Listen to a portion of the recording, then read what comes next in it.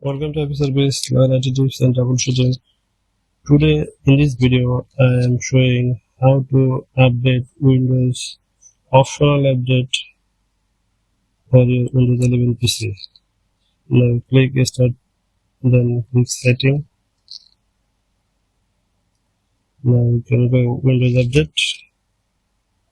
You're up to date, but you are going advanced options, then additional options, then optional update.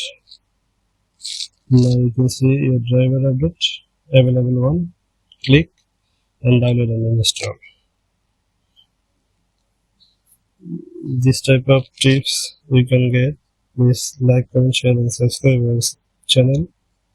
If you want to see your Facebook, please follow and like, comment, share. Now you can see download complete. Now installing. Your app is installing successfully.